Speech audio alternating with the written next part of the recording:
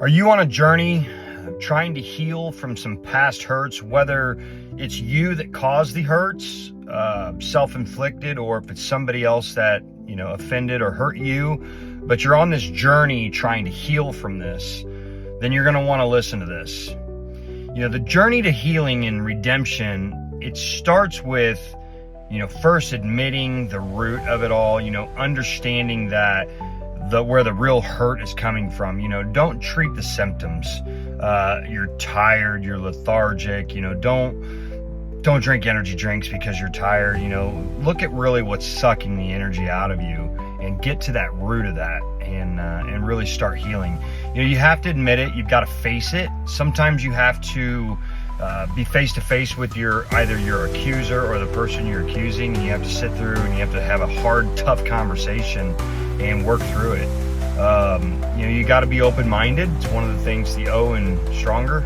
You have to be open-minded, and you have to be honest about it all and really admit and be humble, right? You have to be humble to admit your wrongs or to admit how you've been hurt and how you can heal from it.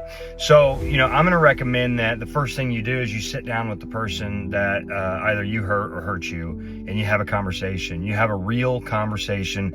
Obviously, you got to let cooler heads prevail before you do this.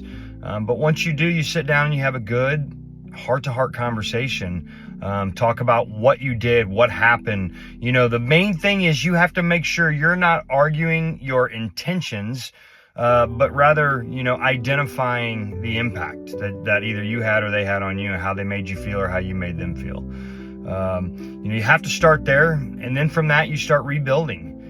This is something that takes a long time. My wife and I went through some darkness back in the day, and we have a thriving marriage now, but people don't understand that for a year, every Thursday morning at 7 a.m. we met down at KU Med, and we met with a counselor, both an addiction counselor for me and a marriage counselor for us. It was the same guy. He kind of helped us through both of that simultaneously.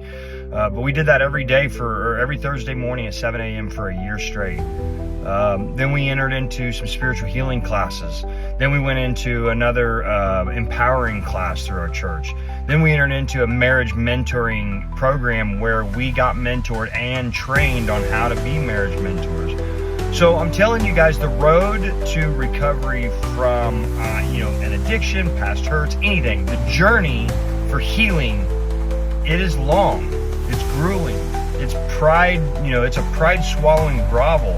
But I'm telling you right now, the other side of that is so worth it. The life that you can live and thrive. God does not intend for us to just survive. He wants us to thrive. He wants all of our relationships to thrive. He wants our businesses to thrive. He wants you to thrive in every way. And I'm going to tell you, I've been watching The Chosen the last couple of weeks and going through all the season, and just being able to kind of immerse yourself into those times and walk with Jesus, so to speak, and listen to how he leads courageously and faces the Pharisees head on and helps people through their hurts and their pains and their struggles. And there's even a point in there, it's not really a biblical account, it's just it's dramatized for the movie or for the show, but there was a scene where Thomas's wife, or soon-to-be wife, Rama, was killed by a Roman soldier, and Jesus sat there and watched it happen, and he could have brought her back to life. But sometimes there's purpose in your pain. There's things that happen that yes, God lets it happen to us. He doesn't stop it, and he can, but that's part of the sovereign will that he has in our life. But listen, I don't want to get off on a tangent here, but the journey to healing is not a short one, nor oftentimes is what caused the hurt. Was it a short thing? It's something that happens over time. So you got to sometimes put more time into the healing process than maybe what the offense took place in the first place. If that's okay, it's worth it. So hang in there. If you're on a journey right now, reach out to me if there's anything I can do to be encouraging to you. Listen, be good, be blessed, be stronger, and God willing, be healed.